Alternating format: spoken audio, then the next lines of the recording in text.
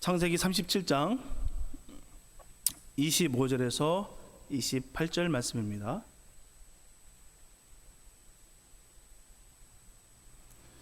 주님의 귀한 말씀으로 한 절씩 교독하겠습니다.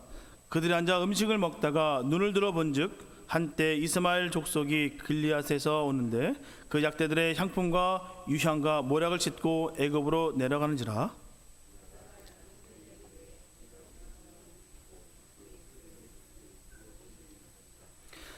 자, 그를 이스마엘 사람에게 팔고 우리 손을 그에게 대지 말자. 그는 우리의 동생이요 우리의 고륙이니라 하며 형제들이 청종하였더라. 다시 있습니다.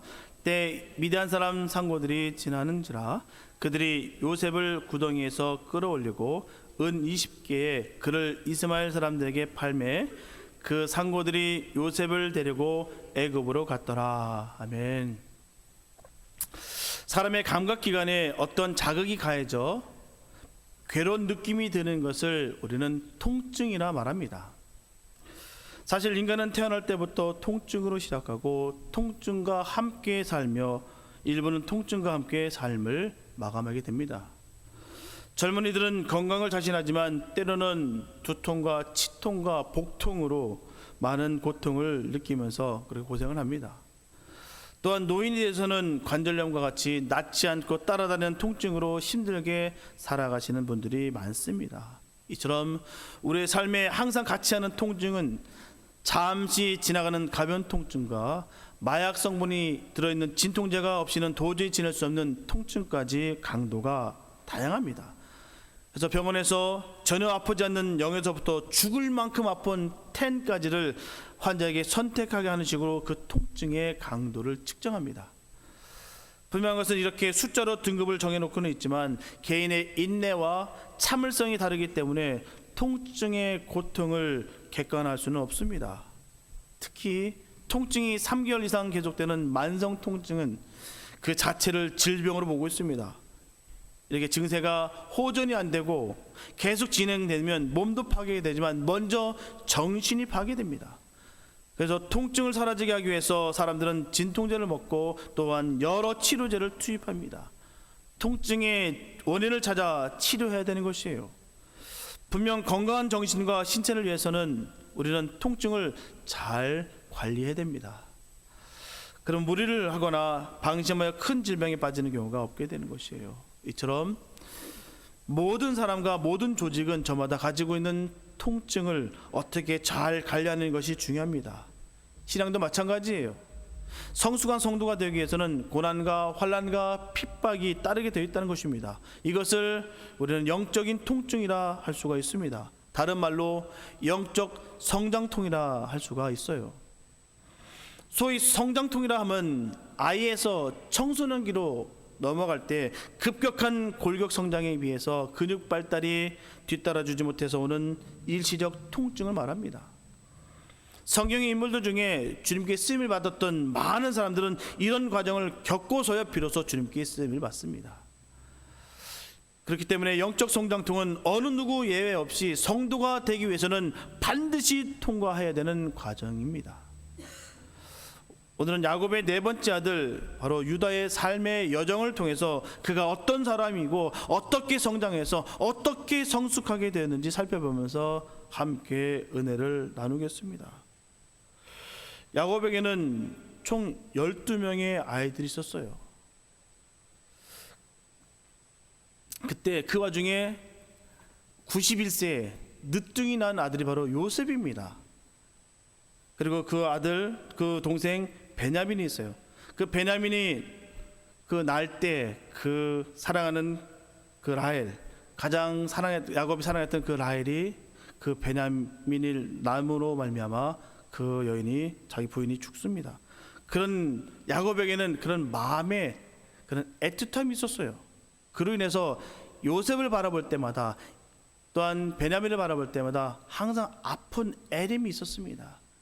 그로 인해서 다른 형제들보다 더욱 사랑하는 것이 맞습니다. 논에 난 그 아들을 그 생모도 없고 그냥 혼자 자라는 그 모습을 보고 항상 애틋함을 갖고 있었다는 사실이에요. 창세기 37장 4절에 보게 되면 그 형들이 아비가 형제들보다 그를 사랑함을 보고 그를 미워하여 그에게 언사를 불평하였다라고 말씀하고 있어요. 여기서 그에게 언사가 불평했다라는 것은요, 요새 시쳇말로 왕따 시켰다는 것이에요. 쌩 깠다는 겁니다. 사람 취급도 안 했다는 거예요. 그만큼 요셉에 대한 그런 미움이 그 형제들에게 있었다는 사실입니다. 정말 그런 상황 속에서 우리 요셉이 좀 또 잘 살면 괜찮은데 또 나서는 걸 좋아해요. 그 꿈 얘기를 안 하면 될 텐데 꿈 얘기를 툭툭 얘기합니다. 그러면 형제들은 어떻게 생각했어요?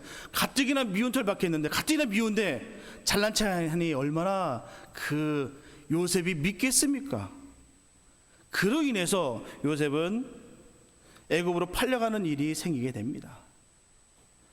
하루는 야곱의 심부름으로 인해서 요셉이 형들의 일을 돕기 위해서 세겜을 지나 도단의 형들을 만나게 됩니다. 멀리서 채색 옷을 입고 오는 그 요셉을 형들은 바로 알아봅니다. 그러면서 그가 오는 것을 보고서 형들은 마음 먹기를 그를 죽이기로 작정합니다. 절호의 찬스가 온 거예요. 그것은 그를 가장 아끼는 아버지 야곱도 없었고요, 그를 죽이고 싶을 정도로 미워하는 그 형제들만 그곳에 있었습니다. 그래서 요셉을 죽이기로 합의해요. 하지만 그래도 장자인 루벤만큼은 그래도 생명을 해치는 것에 대해서는 반대합니다. 요셉을 살리고자 하는 그 루벤의 계책은 요셉을 그 구덩이에 던져버립니다. 하지만 루벤이 그 자리를 비운 사이에 유다가 다른 형제들을 선동합니다. 바로 미디안 사람 상인들에게 은 20에 요셉을 팔아버립니다. 이들은 결국 미움과 질투로 인해서 자신의 동생을 사지로 몰아가는 실수를 범하게 됐어요. 그래서 그들은 죄값으로 평생을 고통스러워하며 그렇게 살게 됩니다. 창세기 42장 21절과 22절 말씀 보게 되면 그들이 서로 말하되 우리가 아우의 일로 인하여 범죄하였도다. 그가 우리에게 애걸할 때에 그 마음의 괴로움을 보고도 듣지 아니하였으므로 이 괴로움이 우리에게 임하도다. 르우벤이 그들에게 대답하여 가로되 내가 너희더러 그 아이에게 득지하지 말라고 하지 아니하였느냐? 그래도 너희가 듣지 아니하였느니라. 그러므로 그의 피값을 내게 되었도다. 너무 끔찍하지 않습니까?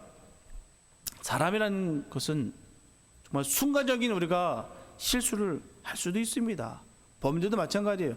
정상 참작이라는 게 있어요. 우발적인 사고는 그래도 정상 참작을 합니다. 계획범들 또한 그걸 위해서 치밀하게 공모했던 사람들은 그 법이 가중됩니다. 근데 이들의 모습 속에서 잔인성이 그대로 드러났어요. 장시간 동안 공포와 불안한 그 시간들을 지속되게 엮였다는 것입니다.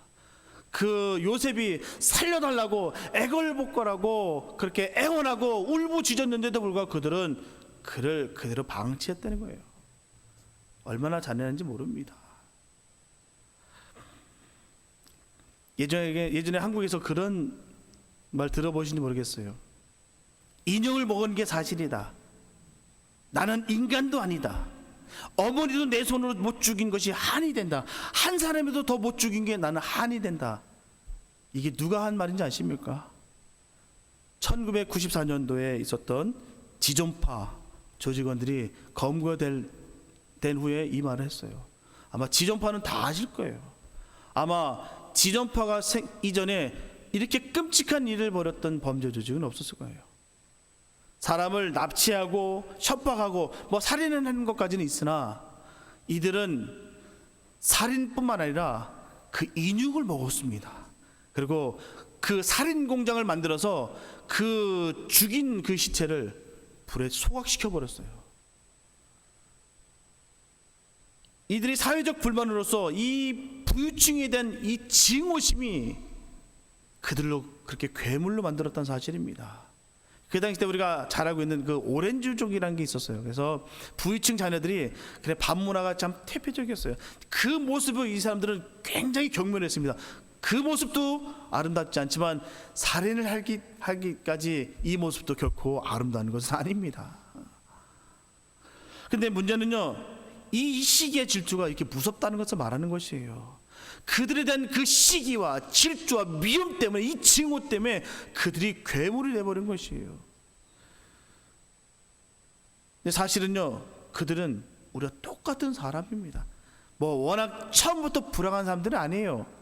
그냥 열심히 공사판에서 일을 하고 돈을 벌렸던 사람인데, 그 부당한 모습 속에서 이 증오가 증폭돼서 이 사람들을 하여금 이런 지존파라는 그런 범죄 단체를 만들게 됐다는 사실입니다. 결국 그들도 회개해서 살인을 당한 사람과 유가족들에게 용서를 구하긴 했지만, 참 이렇게 우리가 사단에게 영혼을 뺏긴 사람들은 어느 누구도 이렇게 잔인하게 될 수 있다는 사실을 우리는 그냥 정확하게 반영하는 사실입니다. 특별한 사람들이 아니에요. 똑같은 저와 같은 사람들입니다. 그러나 영혼을 사단에게 뺏김으로 말미암아 그들의 그 잔인성이 그대로 드러났다는 사실이에요. 오늘 본문에서 나왔듯이 이 요셉의 형제들 얼마나 잔인했습니까? 동생을 그 구덩이에 던져놓고 정말 건져내지 않고 그 전에는 공모하기를 죽이려 했습니다. 피를 보냈어요. 그들은 지금 20년이 지난 후에 구덩이에서 요셉이 눈물로 형제들에게 살려달라고 애걸을 했던 그 모습 때문에 지금 죄책감에 살아갔다는 것이에요. 그럼 여기서 다른 형제들을 선동하고 죄를 짓게 했던 이 유다의 삶을 한번 살펴볼게요. 유다에게는 이 가나안 사람 수아라는 그 자의 딸을 통해서 3명의 아들을 낳습니다. 장자인 엘가, 오난과 셀라, 이렇게 3명의 아들이 그에게는 있었습니다. 일찍이 장자인 엘가 다말을 혼을 시키지만 장자인 엘이 하나님 보시기에 악하였기에 그를 죽였다라고 성경은 말합니다. 그래서 장자인 엘을 먼저 보내요. 그리고 둘째인 오난까지도 아우된 본분 과정 속에서 하나님 보시기에 악함으로 하나님께서 그도 죽이십니다. 아마도 유다는 며느리 다말을 볼 때마다 먼저 보낸 그 아들이 아마 보였을 거예요. 얼마나 괴롭고 고통스럽겠습니까? 그렇기 때문에 두 아들을 먼저 보낸 아비로서 그녀를 내어 쫓듯이 친정으로 보내버립니다. 그리고 유다는 막내 아들 셀라가 장성하면 다말에게 아우된 본분을 하겠다라고 약속하고 그녀를 보냅니다. 여기서 아우된 본분을 행한다는 것은요, 계대 결혼을 말하는 것이에요. 이 제도는 상속인이 없이 죽은 형제의 대를 이어주기 위해서 죽은 자의 형제나 그 친척이 그 처와 결혼해서 아들을 낳아주는 관습입니다. 바로 수혼이라고 불려지는 것이에요. 이 제도의 목적은요, 자식이 없이 불쌍히 죽은 그 형제의 가문을 일으켜 세우고 그의 가족과 이름을 기억해 하며 보존케 하라는 그런 제도입니다. 따라서 다른 형제는 긍휼과 희생 그리고 형제로서 이 의무를 준수해야 되는 것이에요. 한편 이 계대 결혼을 통해서 후사를 보게 된다면 이 아들이 법적으로 죽은 아버지의 모든 권한을 부여받게 됩니다. 이것이 바로 계대 결혼이에요. 한편 유다는 다말을 친정으로 보내고 얼마 후에 아내도 죽습니다. 두 아들을 먼저 보내고 그리고 아내마저도 유다는 잃어버립니다. 그가 얼마나 상심이 컸겠습니까? 이때 다말은 셀레가 장성하였는데도 불구하고 약속을 지키지 않는 그 유다에게 과거의 의복을 벗어버리고 창기의 모습으로 시아버지인 유다에게 접근합니다. 그리고 동침을 하게 돼요. 그리고 담보물로 유다의 도장과 그 끈과 지팡이를 가지고 사라집니다. 이 일이 있은 후에 유다는 석 달 후쯤에 바로 며느리 다말이 임신했다라는 소식을 듣게 됩니다. 그래서 유다는 대노하면서 다말을 끌어내서 불사를 하고 명령합니다. 유대법은 강력해요. 이 가정법이 강력합니다. 이렇게 불순한 행위를 할 때 가족법에 의해서 이렇게 죽일 수가 있습니다. 지금까지 누르고 있었던 이 악한 감정이 폭발하게 됐던 것이에요. 아들 잡아먹은 며느리 분노와 증언을 보상받을 기회가 왔다라고 그는 폭발합니다. 인간의 이중성이 그대로 드러나는 것이에요. 사실 자신도요 떳떳하지 못합니다. 창기와 몸을 섞었어요. 그런데도 불구하고 자신의 가문은 전혀 죄로 여기지 않습니다. 이 모습이 속에서 우리 모습도 많이 우리가 발견하는 모습들이에요. 나는 되는데 남은 안 되는 경우가 얼마나 많은지 모릅니다. 유대의 모습 속에 우리가 발견할 수 있는 것이에요. 자기는 창기와 몸을 섞으면서 음행했는데도 불구하고 자기 죄는 아무것도 느끼지 않았다는 사실입니다.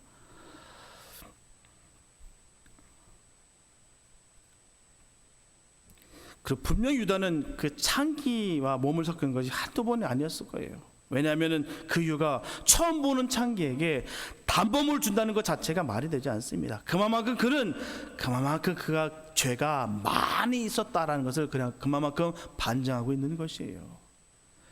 유다의 민낯이 그대로 드러나는 것입니다. 그런데 다말이 끌려나갈 때 유다에게서 받은 단범을 딱 제시하게 돼요. 비로소 자기의 동침한 창기가 바로 며느리였던 다말이었다라는 것을 알게 됩니다. 시간이 흘러 다말은 쌍둥이를 해산하게 돼요. 그리고 그의 이름을 짓기를 베레스와 세라였습니다. 참고로 이 베레스가 바로 예수님의 직계의 조상이 됩니다. 이렇게 유다는 두 아들을 비명 행사하고 부인은 먼저 죽게 되고요. 손자라고 할 수도 없고 아들이라 할 수도 없는 이런 애매한 상황 속에서 얼마나 대략 난감하고 얼마나 마음이 아팠겠습니까? 이때 과연 유다는 무슨 생각을 했을까요? 그런 상황 속에서 과연 그는 무슨 생각을 했을까요? 아마도 노년에 얻은 그 아들 요셉을 생각하며 엄마도 없이 형들에게 구박받고 오던 그 모습을 지켜봤던 그 아버지 바로 야곱을 생각하지 않았을까요? 유다는 이렇게 살을 도려내는 그 고통과 아픔을 통해서 그가 변화가 됐다는 것입니다. 그가 예전에 달리 변화가 되었다는 그 사실을 창세기 44장의 내용을 살펴보게 되면 그대로 알 수가 있습니다. 각 나라의 기근이 심각해서 양식을 구하러 애굽으로 갔을 때 뜻밖의 총리로부터 환대를 받게 됩니다. 이때까지만 해도 아직 애굽의 총리가 바로 아우 요셉인 것을 그 형제들은 전혀 눈치를 채지 못했습니다. 어찌되었든 요셉의 형제들은 애굽의 총리인 그 요셉의 친절한 대접을 받은 후에 야곱의 둘째 아들인 시몬도 무사히 구출하고 곡식도 구입해서 가나안으로 향합니다. 그러나 가나안으로 돌아오던 중에 뜻하지 않는 사건을 당하게 돼요. 그래서 바로 베냐민의 자루에서 요셉에 의해서 숨겨놓은 은잔이 발견됩니다. 그로 인해서 그들은 다시 애굽으로 붙잡혀오게 돼요. 그래서 그 유명한 유다의 변론이 시작됩니다. 아마도 그가 인생의 수많은 아픔과 고통의 시간을 지나지 않았다면 결코 창세기 44장 그 18절부터 34절에 있었던 그 변화된 모습은 아마도 없었을 것입니다. 내용을 보게 되면 베냐민의 자루에서 잔이 발견됨으로 인해서 요셉의 궁으로 되돌아오게 된 청들의 그 마음은 뭐라 표현할 수 없는 정도로 낙담되고 착잡하고 절망 가운데 있었다는 것입니다. 왜냐하면 그들은 베냐민을 꼭 반드시 데려가야 되기 때문입니다. 만약에 데려가지 못할 경우는 아버지 야곱이 그 상심으로 말미암아 돌아가실 것을 뻔히 알고 있었기 때문입니다. 그러나 이러한 급박한 상황 속에 있다 할지라도 그들은 서로 눈치만 보고 있을 뿐 어느 누구 하나 선뜻 나서서 자기들의 처지와 어려움에 대해서 변하는 자가 아무도 없었어요. 그만큼 애굽의 총리 그 요셉의 존재가 그들에게 있어서 얼마나 두려움의 대상이었다는 것을 우리가 알 수가 있습니다. 입 하나 뻥끗대지 못할 정도로 그 위험과 그 두려움이 꽉 차 있는 그 총리 앞에서 어느 누구도 입을 벌려 변하지 못하고 있었습니다. 그런데 바로 이때 유다가 모든 희생을 각오한 담대함으로 베냐민과 자신들의 처지를 설명하였고요, 드디어 요셉의 마음을 감동시켜서 자신이 요셉임을 형들에게 밝히는 역사가 나타납니다. 특히나 33절은 자기 희생을 통한 그 부모의 사랑과 형제의 사랑이 너무나 잘 나타나 있어요. 청컨대 주의 종으로 아이를 대신하여 있어서 주의 종이 되게 하시고 아이는 형제와 함께 도로 올려 보내소서. 이게 유대라는 것이 믿겨지지가 않습니다. 예전에 그 유대 모습이 전혀 없어요. 그는 지극히 감성적이었고요, 자신을 희생하기보다는 다른 사람을 희생시키면서까지 자신의 뜻을 이루렸던 사람이 바로 유다였습니다. 선동에 능했고요, 모든 것들을 자기가 주물럭거렸습니다. 그래서 자신이 가지고 있던 그 시기와 질투와 미움으로 자신의 동생일지라도 죽여서 피를 보렸던 사람이 바로 유다였어요.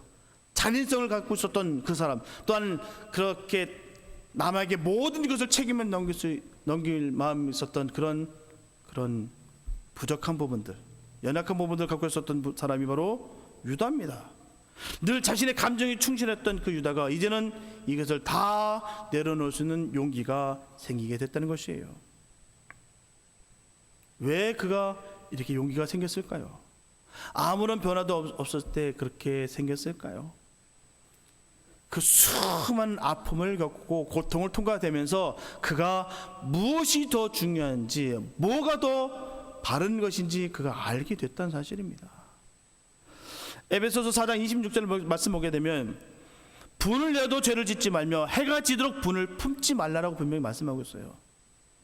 이처럼 감정은 사단의 이용물이 되기 때문입니다. 이렇게 갈등의 중심은 언제나 문제가 되는 것이 이 감정이에요. 인간은 감정적인 부분에 많이 끌려다닙니다. 묶여버려요. 다른 건 다 넘어가다가도 이 감정이 딱 잡히면 속수무책입니다. 그러나 인생을 감정으로 살아간다면 반드시 실패합니다. 분명히 성도들은 인생을 하나님의 편에서 선한 결단으로 살아가야 되는 것이에요.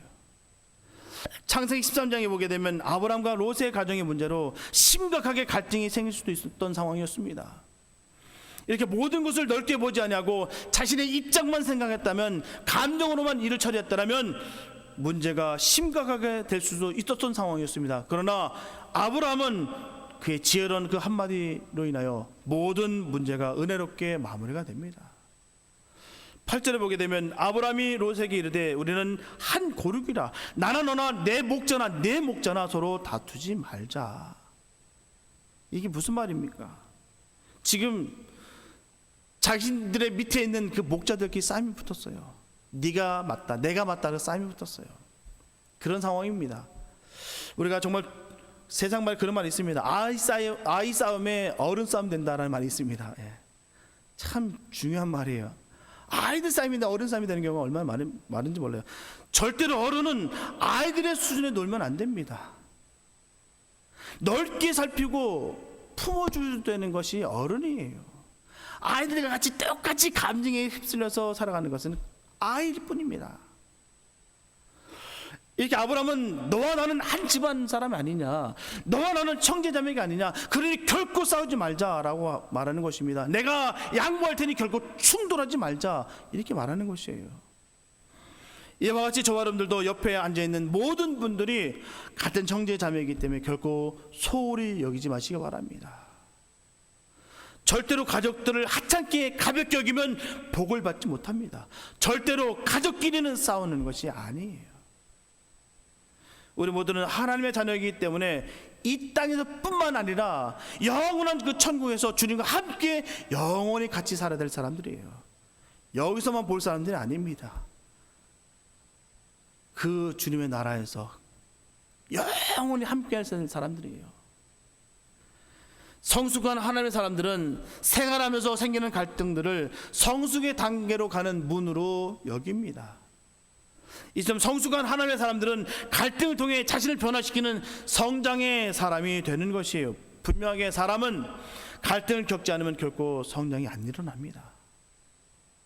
영적인 측면에서도 갈등은 신앙의 근육을 키우는 아주 필요한 조건이에요. 뛰어난 믿음의 사람들의 생애는 갈등의 연속이었습니다. 만약에 모든 일이 아무 문제 없이 술술 잘 풀리고요, 갈등이 없으면 영적인 깊이도 없어요. 그러면 저와 여러분들은 영적인 갈등을 통해서 영적 성공을 위한 초석으로 승화시키는 능력을 키우시기 바랍니다. 분명하게 신앙생활의 앞길에 놓인 은혜의 장애물이 어떤 사람들에게는 좌절과 낙심되기도 하지만 어떤 사람들에게는 성장의 촉매자가 되기도 합니다. 똑같은 은혜의 장애물이에요. 똑같은 통증입니다. 똑같은 아픔이에요. 그러나 사람마다 다 다르다는 얘기입니다. 그래서 이 둘의 차이는 그 사람의 믿음의 경주에 있어서 성공과 실패를 좌우하는 중요한 문제인 것이에요. 만약에 관계 속에 갈등이 자리 잡게 되더라도 두려워하지 마시고 궁극적으로 갈등까지도 쓰시는 그 하나님만을 바라보시기 바랍니다. 하나님께서는 모든 것을 이용하셔서 우리로 하여금 성장케 원하신다는 것이에요. 그 갈등을 통해서도 말입니다. 그래서 갈등이 저와 여러분들의 삶 속에 성숙을 가져오는 은혜가 되시길 바랍니다. 결국 하나님의 동역자들은 서로가 협력하는 것이에요. 사도 바울은 심는 역할을 했고요, 아볼로는 물을 주는 역할을 했습니다. 우리가 씨도 뿌리고 물도 주고 열매까지 다 먹어버린다면 반드시 문제가 생기게 되어 있습니다. 괜히 빼앗긴 것 같고요, 없어진 것 같고 도둑맞은 것 같은 그런 느낌이 듭니다. 우리가 명심해야 될 것은요, 씨도 뿌리고 물도 주고 열매까지 다 먹으면 천국에서 상급은 없습니다. 내게 맡긴 것에 최선을 다하는 것이지, 그 이상의 것을 욕심부리고 다 먹으려고 이 땅 가서도 다 내가 수확하려고 하다 보면은 결국 자신의 일만 하다가 생을 마치는 것입니다. 하나님의 동역자들이 각자가 받은 바 은사로 각자의 역할을 하면서 하나님의 일을 협력해서 이루어가야 되는 것입니다. 인도 유명한 선교사였던 선다싱은 추운 겨울 폭풍과 폭설을 맞으며 티베트 고원의 그 산길을 올라가고 있었어요. 마침 불교 승려 한 사람이 선다싱과 함께 길을 가게 되었습니다. 그 두 사람이 위험한 벼랑 옆을 지날 때 그 아래서 신음소리가 들려요. 그 자세히 보니 그 벼랑에서 떨어져서 부상을 입고 꼼짝 못한 채 도움을 청하고 있었습니다. 그 모습을 본 불교 승려는 전합니다. 이 사람의 운명은 여기서 죽는 것입니다. 나는 나의 갈 길을 빨리 가야 됩니다 라고 말을 남긴 채 혼자 떠나갔어요. 그러나 선다싱 선교사는 조심스럽게 벼랑을 기어 내려가서 그 사람을 등에 업고 어두운 산길을 오르고 있었습니다. 선다싱 선교사의 온몸에서는 땀이 흘러내리기 시작했어요.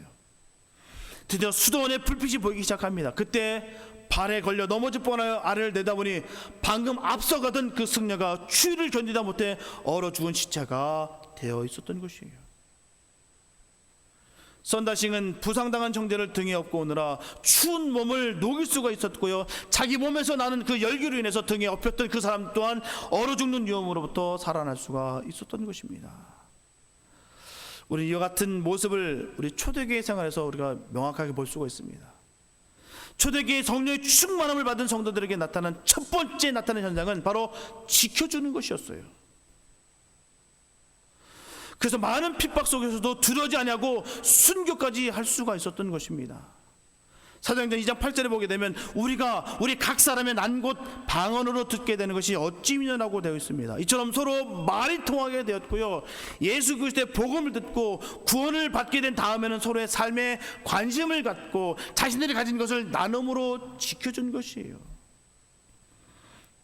또한 43절부터 47절 말씀 보게 되면 사람마다 두려워하는데 사도들로 인하여 기사와 표적이 많이 나타나니 믿는 사람이 다 함께 있어 모든 물건을 서로 통용하고 또 재산과 소유를 팔아 각 사람의 필요를 따라 나눠주고 날마다 마음을 같이하여 성전에 모이기를 힘쓰고 집에서 떡을 떼며 기쁨과 순전한 마음으로 음식을 먹고 하나님을 찬미하며 또 온 백성에게 칭송을 받으니 주께서 구원받는 사람을 날마다 더하게 하시니라. 초대교회에서는 가진 것이 있는 사람이 가진 것이 없는 사람을 보살펴 줬어요. 그래서 가난한 사람이 힘을 얻었습니다. 우리 교회가 대를 이어가는 교회 되길 원합니다. 그리고 서로를 책임져 준 역사가 있기를 바랍니다. 우리가 한 가족에 대해서 서로가 서로를 책임져 줄 아는 가정처럼 젊은이들은 교회에 계신 어른들이 내 어머니, 내 아버지라 생각하시기 바랍니다. 그리고 어른들은 젊은이들을 보시면서 내 자식이라고 생각하시면서 귀하게 생각하시기 바랍니다. 그럴 때 주님 주신 큰 복이 우리에게 임하는 것이에요. 지켜주는 것, 서로를 책임져 주는 것이 바로 사랑입니다. 우리가 말로는 사랑을 많이 얘기합니다. 그러나 사랑에는 그에 따른 분명한 반응이 있어야 되는 것이에요. 분명한 그렇게 역사가 있어야 되는 것입니다. 우리 교회가 이런 교회 되길 바랍니다. 서로 섬겨주고 사랑해주고 지켜주고 그런 복된 교회 되기를 바랍니다. 사랑하는 성도 여러분, 지금 주님이 침묵하신 것 같습니까? 아무 반응도 안 하신 것 같습니까? 걱정하지 마시기 바랍니다. 그 어떤 문제도 그 어떤 상황일지라도 더 크신 그 모든 것을 다 알고 계신 그 주님이 우리와 함께 하십니다. 우리는 매일 주님을 사랑한다, 우리는 주님을 늘 따른다 하지만 정말 주님이 어떤 분이신지 모르고 살아갈 때가 얼마나 많은지 몰라요. 우리 주님이 우리보다 더 많은 것을 사랑하십니다. 우리가 사랑한다 사랑하지만 우리 주님은 우리를 더 많이 사랑하세요. 그리고 우리가 내 자신을 많이 아는 것 같으나 우리 주님이 나를 더 많이 아십니다. 힘들고 어렵고 고통이 있던 것들, 나만 겪고 있는 것이 아니라, 나만 알고 있는 것이 아니라 우리 주님도 함께 하십니다. 그를 인하여 우리가 더 성장되기를 원하시는 것이 바로 우리 주님의 마음이세요. 우리는 멈춰서는 순간 그대로 무너집니다. 신앙도 믿음도 마찬가지예요. 내가 이 정도면 다 됐다라고 했을 때 그 믿음과 신앙은 무너지게 돼 있어요. 끊임없이 움직이고 끊임없이 성장해야 될 줄 믿습니다. 아니면 내가 무너지게 돼 있다는 사실이에요. 자신에게 닥친 시련을 통해서 아들 잃은 아버지의 마음과 형을 잃은 동생의 마음을 알았던 그 유다처럼, 그리고 우리도 우리의 고통과 아픔을 통해 우리보다 더 아파하시고 눈물로 우리를 지켜봐 주신 그 주님의 사랑을 깨달아 알기를 소원합니다. 우리 주님께서는 모든 것을 알고 계세요. 우리의 아픔도 고난도 기쁨도 평강도 우리 주님 다 알고 계십니다. 그 주님이 우리와 함께 하신 것을 늘 기억하시면서 지금에 있는 이 통증들, 지금에 앓고 있는 이 아픔들을 주님의 은혜로 이기시기 바랍니다. 누구든 다 통증이 있습니다. 누구든 그 아픔을 갖고 살아갑니다. 그러나 그 아픔이 나에게 성장이 되느냐, 그 아픔을 통하여 우리가 무너지느냐, 우린 그 기로에 서 있습니다. 그 주님과 함께 성장하시기 바랍니다. 힘들고 어렵더라도 끝까지 주님과 좁은 길을 동행하는 저와 여러분 다 되시기를 예수님의 이름으로 축원합니다. 기도합니다. 사랑주님 감사합니다. 아버지, 우리가 아픔을 통해서 절망하고 좌절하고 쓰러지는 것이 아니라 이 아픔을 통하여 저희들 더욱더 성숙의 단계로 넘어가기 원합니다. 아이의 감정 속에서 우리가 어른의 마음으로 바뀌게 하여 주시고 주님의 마음을 깨달아 아버지 주님의 마음을 시원케 해드리는 그런 삶이 되기 원합니다. 늘 주님 편에 서게 하여 주시고 주님 기뻐하는 그 길에 달려갈 수 있는 우리 복된 우리가 되게 하여 주시옵소서. 오늘도 저희들 생각하시고 인도하여 주시고 복 주시기를 원하시는 그 주님의 마음을 헤아리며 우리가 믿음을 견고하게 지켜 승리할 수 있는 우리 모두가 되게 하여 주시옵소서. 우리 입술의 고백이 늘 감사와 기쁨만 있게 하여 주실 줄 믿습니다. 늘 주 안에서 하나 되게 하여 주시고 주님 보시기에 복되게 하여 주시옵소서. 우리의 마음을 부드럽게 갈아엎어 주시고 감정에 우리가 넘어지고 쓰러지는 것이 아니라 우리가 믿음으로 더욱더 견고하게 세워지는 우리 모두가 되게 하여 주시옵소서. 주께서 함께 하심을 믿사옵고 우리를 원하신 예수님의 이름으로 기도했습니다. 아멘.